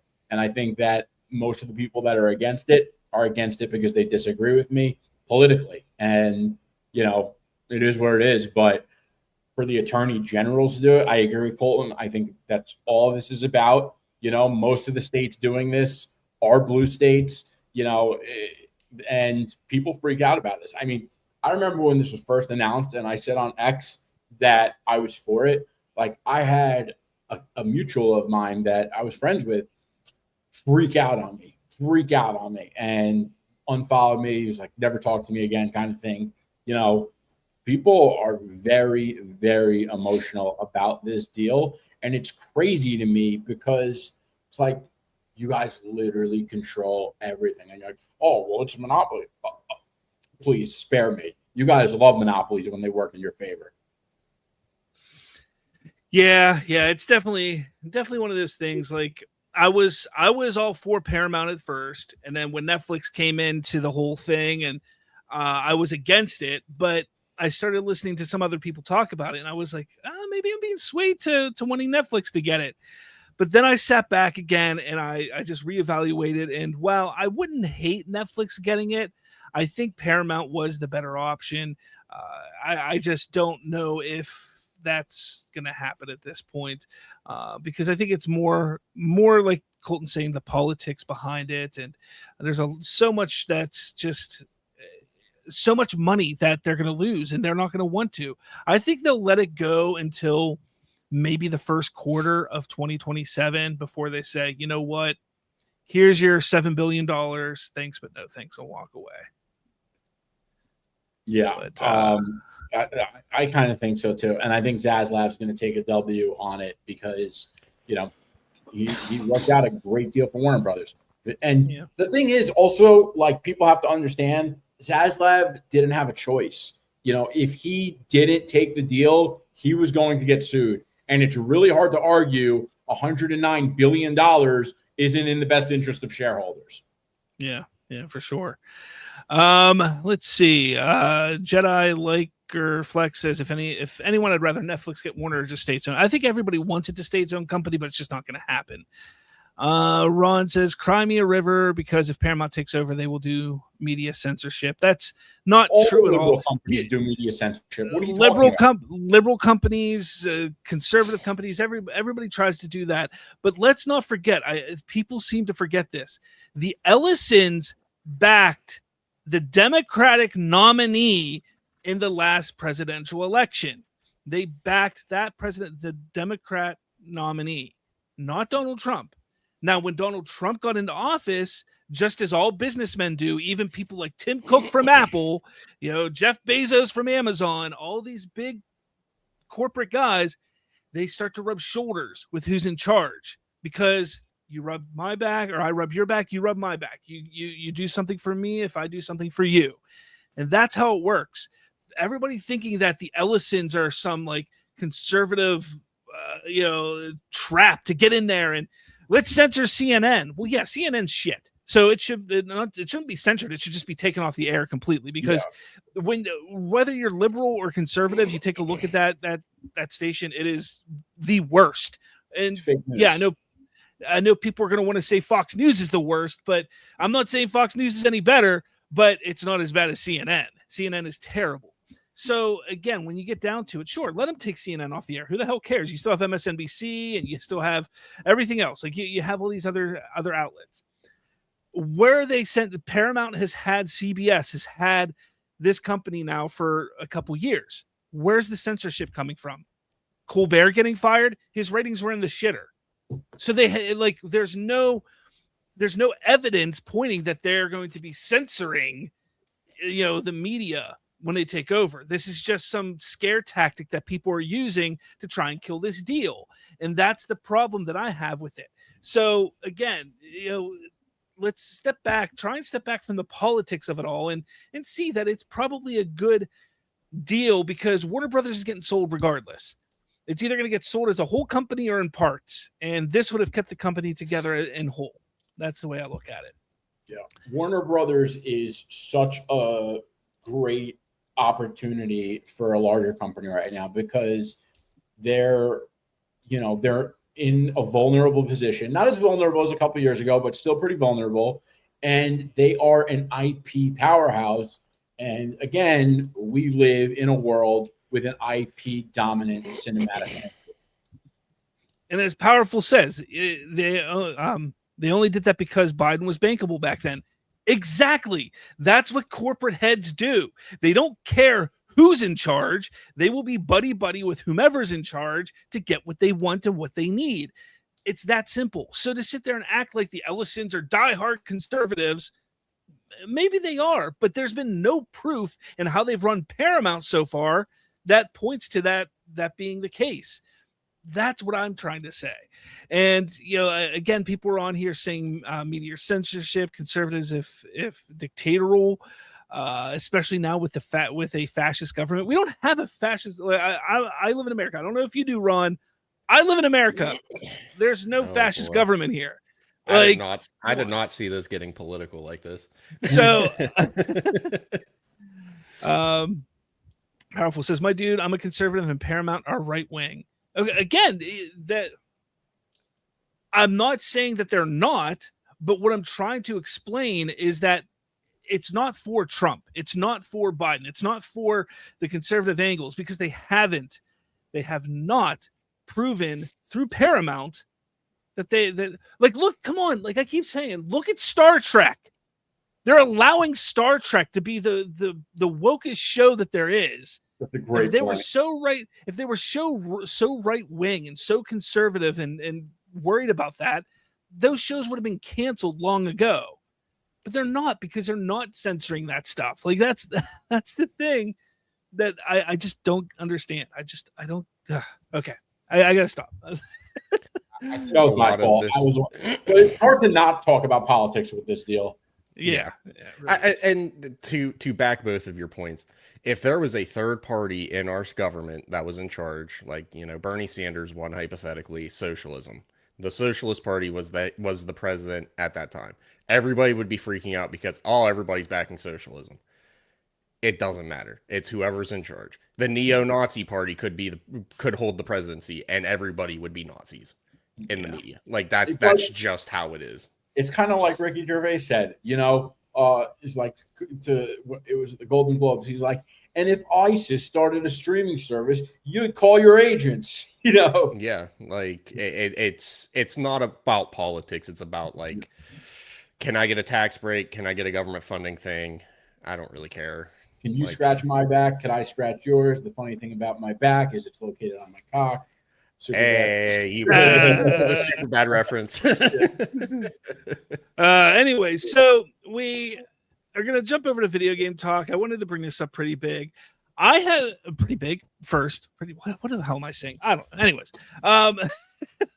so I actually haven't played the new missions on Halo yet. I wanted to play through the whole campaign first, just to get those member berries back before I jumped into that. And I haven't quite finished yet. But apparently there's a girl boss as a Marine in these new missions, and people are freaking out about it. Apparently, let's see, this coming from Geeks and Gamers, the end result is a cliche girl boss telling the player how terrible they are in a game where your primarily male audience is already very skeptical of forced social politics. Wow, so much politics going on in this show. All right, I will keep this not political. I'm a centrist. I lean. I don't give a shit. It's another old person in office telling me how much I'm paying in taxes while the rich get richer and the poor stay poor. I stay in the middle. This could be either way. I kind of seen some TikToks about it. It's like, maybe she's just a cunt, you know? Yeah. Or, maybe she is a girl boss. I haven't played the game yet, so I have really no context outside of TikToks about it. But why then can you not kill the women in the game? Well, that's because... But the men are one-shot kills. Almost something came out that was really bad. You know what, Slav? The women are just so strong that they're bulletproof.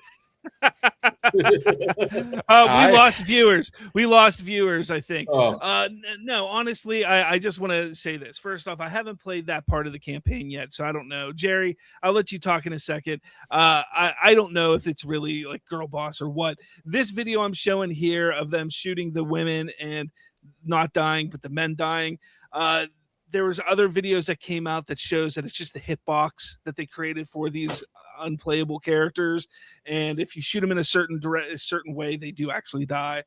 It's just people try to find stuff out of anything and everything to try and complain and bitch about stuff. Look, I'm enjoying Campaign Evolved. It's fun. It's given me the member berries from when I was younger, when I was in high school playing the first Halo. I love it for that. But yeah, people are just looking too far into it. Jerry, what is your thoughts? I haven't played it yet just because I moved into a new apartment and I don't play video games without my full setup. And one of my sound bars is getting fixed from Samsung right now. It's a pain in the ass. They're actually replacing it. Whatever. Anyway, I am going to play this game. I'm super hyped about this game. But I'm probably not going to I'll probably still play the pre-missions because I'm going to enjoy the game and I'm going to want to play as much of it as possible. But it's just more of the same from the gaming industry. Seems like they can't help themselves with this kind of thing. And, people like us online are going to criticize it. It's kind of a, broken record at this point. Like, it is what it is. But kind of back to what we were talking about before, it's like it always goes in this direction. It's never our direction. No. This is as simple as their background characters are probably like just the hitboxes under the floor. They're not meant to be fucked with. You're supposed to see them and keep walking. Powerful says Slav, how I'm guessing you're asking how am I right wing and love Superman from 2025. Hey, join my show next week and ask me during my show on Slav's Free Talk. You can join the movie watch or my watchtower and ask me there. I'll dive into it because I don't think that Superman is woke like people think, but hey, it is what it is.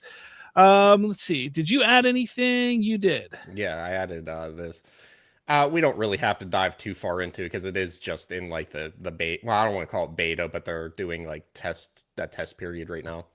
So if you have Game Pass, obviously you can stream to your PC or your phone or whatever you want to stream to. Apparently now you have to watch a 2-minute ad before you can play for an hour, and then you watch another 2 or 4 or 5 minute ad, then you play for another hour. That is the general gist of this, which, again, it's in its test period. It may not ever happen, but I only shared this because it shows that Xbox is starting to get real desperate. Yeah, they are. Definitely are. I got nothing to say about it. It just pisses me off. Yeah. All right. Moving on off of that, we're going to hit Comics Cuts Corner. Oh, this is going to get three political too. Sorry, chat. Sorry. Yeah, it was pre-planned and we didn't know it was going to get like that. But anyway, so Dennis Camp, who is a very popular writer, and I think he is the biggest hack in comics, okay? He is just not a good writer. He is redundant with his themes. He has no character development or progression, and he is super popular. And I really think it's just because most of the comics community happens to be woke and they love his super radical. And when I tell you super radical, this is the guy that tweeted missed again when Trump, the last Trump assassination attempt. This guy tweeted missed again. Okay. So that's where we're at. Anyway, he got put on this new Batman book called Shadow of the Bat. And I'm telling you right now, just from the Could you scroll to the top so I can see? Thanks. Yeah. So basically, an abandoned Ace Chemical factory mysteriously explodes, bathing a Gotham neighborhood in highly potent and complete unknown neuropharmacological agents. Now, keep in mind, this is the guy that did the Ultimates. So the Ultimates was all about the big bad evil corporation running America behind the by its strings. That's what he's going to do here. And the reason that this is such a bad choice is that Batman is inherently conservative. Batman is wealthy. He is inherited a lot of wealth. He does a lot of good philanthropic work for the city as Bruce Wayne. He's also the hero as Batman. And someone like him, I'm telling you, Dennis Camp looks as Batman as a cultural target. The way that James Bond is a cultural target, and people wanted to make James Bond, Jamie Bond, even though they don't watch James Bond, they still cared about James Bond becoming female, even though they're not a fan.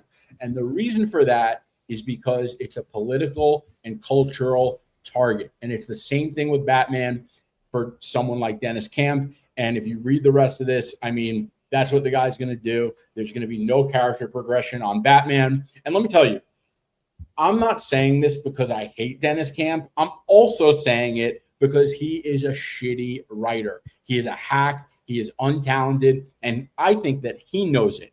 You know why I think he knows it? Because when I criticize his writing, very specifically on Twitter, you know what he does? He blocks me, okay? First, he removed me as a follower, which is, I found out later, is called a soft block. So you have to block someone, then unblock them to remove them as a follower. And then later on, he fully blocked me. But I'm telling you that it sucks because, first of all, his partner, Javier Rodriguez, is a brilliant artist. I mean, obviously, the art looks incredible. If you saw the art that Javier Rodriguez did on Absolute Martian Manhunter, it was amazing. But Dennis Camp is just the worst choice for Batman. You don't want someone like him writing Batman. And that's why I think he is going to botch it bad. And that's why I always say the correction to Dennis Camp's professional reputation will continue. But, and I'm not someone that can't enjoy media if it's woke or if it's liberal. That, I still read the Ultimates. And when everyone hated on his Ultimate Endgame, I actually gave it some praise. So I think it's important to address that. Most of the comics writers are pretty woke. So a lot of comics are woke. It is what it is. But I could still enjoy it. I don't just dislike Dennis Camp because he's woke. There's a lot of woke writers that I happen to really like. I have some woke friends.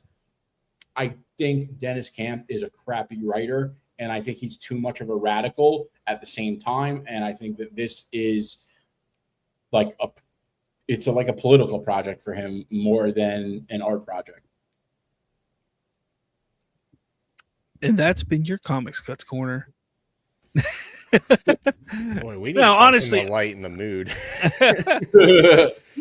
Well, I'm not sure. I don't know much about this, so I'm not going to even talk on it. But reading all of what was in this post does kind of worry me for sure. For sure. Okay, let's do something here. Let's go to our main topic, which is we got about 10-ish minutes to talk about. Oh shit! I'm the only one here. There we go.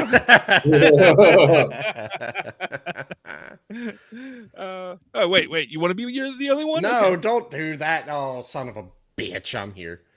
Oh, who's back? Oh, everybody's back. Oh god! Now we're moving around. It's the multiverse. We're all colliding. Oh shit! Even my tabs are moving. Oh god. So I got to ask everybody, because we started the prepping for Doomsday last week with the first trailer coming out and dropping. But now I have to ask, what does this film, not just Doomsday, but Secret Wars, have to bring to the table? What do they need to do? Now, I'm versed in the Secret Wars comic runs. I know, Jerry, you are. Colton, you partially are. Or maybe all the way, I don't know. And we know that. But then we also know that the MCU has been struggling for a number of years. Yes, here and there, getting big hits, Deadpool, Wolverine, Spider-Man, That's about it. But besides that, like, what else, or what do they need to bring to the table for these next two Avengers films to actually, like, get people excited again? I want to start with Jerry on this one. I would say the first and foremost is Doctor Doom needs to be generational. Doctor Doom needs to be superior to Thanos. I might even say Doctor Doom needs to be the greatest comic book live action villain of all time. I think that there's so much riding on that specific factor because there's a lot of people that think it's just a cash grab. You only brought RDJ back because he was going to bring you hype and he was going to bring box office. So you need to show people that that's not the only reason you brought RDJ back. Like, you need to make those people, you need to win those people over on RDJ as Doctor Doom, number one. Number two, you also need people to be bought into the heroes. There's a lot of them. There's a lot of new heroes that you brought in through the multiverse saga. Most of them landed really poorly. Thankfully, I think the big ones are going to be Steve Rogers, the Fantastic Four, and the Thunderbolts. And most people seem to really like those characters, or at least some or half or whatever. But I do think that that's a big factor as well because how poorly the multiverse saga was received. And I think that they need to be very clear about the stakes and what the concept is going into Secret Wars, meaning the incursions and a lot of the stuff that the buildup has been kind of scarce and inconsistent. They need to establish everything. Like, a lot of people are talking, oh, well, the buildup, there's not a real buildup to Doctor Doom. Forget the buildup to Doctor Doom. We don't really know anything about Marvel incursions and how they fully work. I mean, we know a bit, but we don't know everything. And I think that's a big factor too. And for Secret Wars, I think Secret Wars needs to balance. I think everything I just said is part of Secret Wars as well. But Secret Wars above that has another factor that I think a lot of people aren't talking about. And the Secret Wars story is a real deep, complex character analysis of Reed Richards and Doctor Doom. I think you not only need to figure out how to have that, but also a way to balance that with the larger than life spectacle story that Avengers movies are known for. Because a lot of the Secret Wars story isn't like those big battles that we saw in Infinity War or in Endgame. And I think you have to figure out how to balance those two. Colton. Yay, it's me. So I'm going to agree with Jerry's one point here where you do have to balance Reed Richards and Doctor Doom. Oh, stop it. God damn it. Reed Richards' relationship. And I do think you're going to have to split that up across these two films. Like Doomsday, you're going to have to whether you tell half the story, dive into certain parts of the story. Because to be frank, if you're going to try to cram everything in Secret Wars into one film, it's just not possible. My name is Robert, not Frank.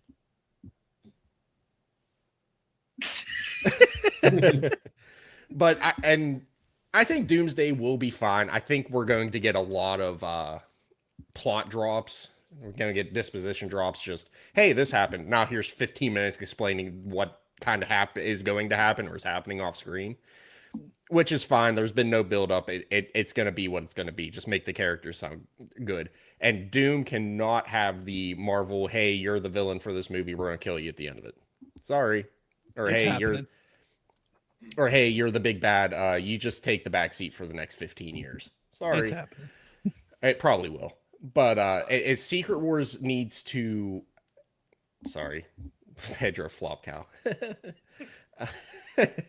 But Secret Wars, you need to use that film as your launching point. Yeah, Secret Wars is cool. You can introduce certain characters and kill off certain characters and lay out your foundation, because what would come after Secret Wars? You're going to have another big Avengers team up somewhere down the line. and you can introduce those new characters there, and they don't have to have their own films. You can make TV shows. You can, do whatever you need to do, because you can introduce a shitload of characters, and you have 3 hours to do it. So the pacing of both of these movies needs to be the highest thing for, in my opinion, to make them successful for the overall universe. All right. So I agree with both of you in quite a lot, because I really believe that Doom has to be generational. I think that they can't do the Marvel thing where they introduce a villain and then he's gone. But the problem is I don't see that happening, because I don't see them keeping Robert Downey Jr. around for another 10 years. I just don't see it.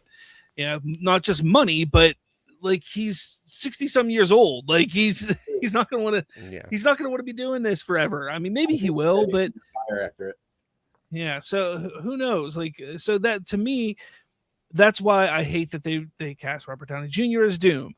But what does this have to do? I think it has to do a couple things. It needs to bring to the table this idea that what they did the last 6 years was not all for naught. Like they have to say this, what we did, while it wasn't successful, is it has purpose. Like they have to give those new characters that they introduced, those stories that they created, they have to give it purpose, because they were unable to do it in the build up to this.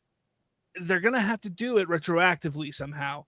Otherwise, when you start watching new people jump into the MCU and start with Iron Man and go Iron Man 2, Hulk, all the way up through all these movies, they're going to hit Endgame, and they essentially could then just skip 6 years of projects and jump right to Doomsday.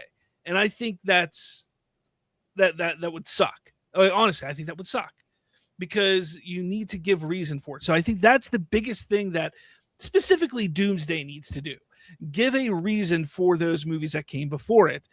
And I've worried, because they say, oh, this is like a sequel to Endgame. Well, I don't want a sequel to Endgame. I want a sequel to, well, I don't want a sequel. I want a continuation of the story that's going on. Granted, it sucked, but give us that continuation. So that's the big thing that they need to do. But I also think they need to borrow from the comics more than they have in the past. Now, you take a look at the big one, which was Civil War. People love Civil War because they're all retarded, but it didn't borrow enough from the comic. Like the concept, the idea of heroes fighting amongst each other. That was pretty much it.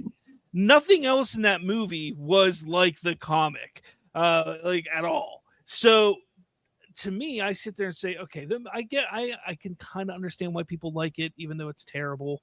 Whatever. You can like it. It's not good. And I understand. I'm somebody who understands that, look, I don't want the movies to be, complete carbon copy of the comic. But I'm also somebody who's like, I would love for them to reference some amazing aspects and moments from the comics. Like, come on, the end of the Civil War comic was so impactful, and we didn't get that, and we couldn't get it. So why even do it then? You take a look at them taking the Secret Wars thing. There's literally two different Secret Wars that they can pull from. And each one of them has iconic moments, iconic panels, iconic conversations that you could pull from, and you can combine them. Like, you can finagle things around and make both stories kind of become one in a way. But I don't want to lose out on that. The black suit for Spider-Man, I think him getting it for the first time in the original Secret Wars is an iconic moment. Like, think of that comic book cover. That comic book cover is just him standing there in the black suit. Like, it's iconic. I would love to see that on the screen. Just different things in that regard, I think they need to do, because they need to show that Kevin Feige and Marvel Studios needs to show that they truly care about these movies, about these stories, about these characters, and say, look, we screwed up. We understand. So what we have to do is let's make these last movies mean something, but let's also give something to the crowd who has been following comics, reading comics for years, while making an exciting and film that's going to excite the general audience as well. I think that's what they need to do. And fire Robert Downey Jr., cast somebody else's Doom. That's it. Yeah, listen, I happen to really like Civil War, but the one thing I'll say about comic book adaptations, especially for the MCU, is that they were never meant to be one-to-one, and I appreciate that. I don't want them to be one-to-one. I read the comics. I want a different story, or at least not exactly the same. Infinity War is a perfect example of that. Adam Warlock wasn't even in the movie. I don't think Doomsday or Secret Wars is going to be one-to-one. I am hoping that Doomsday ends with the final incursion and that, Secret Wars starts off like we're in Battle World. But yeah, I agree with most of what you said other than that. Yeah. And by the way, also menswear, listen, when Pedro Pascal was cast as Reed Richards, I was pissed. But he actually delivered in the role. I thought he was great. I read every Fantastic Four comic. Pedro crushed it. But he is definitely an overrated actor that is, I think he called something flop. Yeah, you can't argue the fact that his movies flop. Fantastic Four didn't flop. It wasn't an amazing success, but it definitely didn't flop. No, not at all. And to keep going with what Menz is saying here, he says, "Fuck Marvel. I want Clayface to do well, not these slot movies only made to cover the loss of 2025 movies." Yeah, I want Clayface to do well. Also, I think it will do well, but I think that we want Marvel to succeed because that'll push DC, and not because I want DC to turn into Marvel, because I don't, but I think you need to have two different types of franchises going on. And I think James Gunn is realizing that. Peter Safran's realizing that. So I think from the DC side, if Marvel does well with these Avengers movies and they make the $1.52 billion that they're probably going to make, and people love them and they talk about them all the time, that should entice the filmmakers and the creatives that are over at DC to say, well, we need to get on our A game and we need to do better. And that's important. I do think that's important. And Menz talks about giving Sam the shield was a bad idea. And he says he's black, so you can't call him racist. I mean, I agree. I was always on the Bucky train, give Bucky the shield. I always wanted that to happen. I think that there was a perfect opportunity in Endgame to have that happen. I understand why they gave it to Sam, but I think it was a bad idea. And I'm also a believer that there's only one Captain America, and I think that's the story they should have told, is that yes, while you have the shield and you can act as Captain America, there's only ever been one Captain America. You have to be your own hero. And I think that's the story they should have told with Sam Wilson. And hell, I think it's time. Like, give us an original a brand new original superhero in the Marvel Cinematic Universe that's never been seen in comics, and make it big. And maybe that's how they could have done it.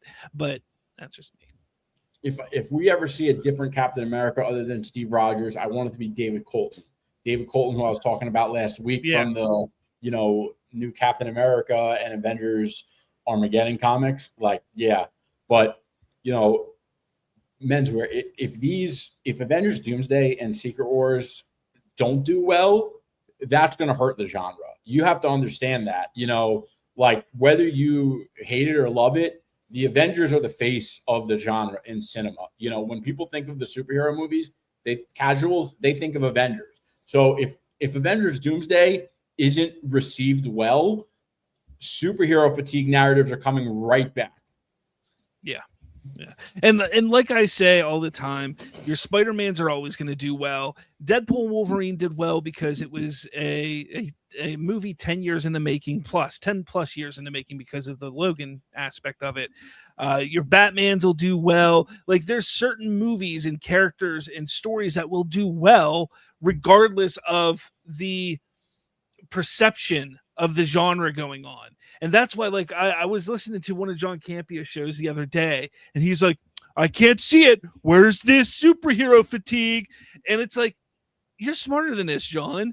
Like, realize that it's a Spider-Man movie. Like, that's why it's going to make $1 billion.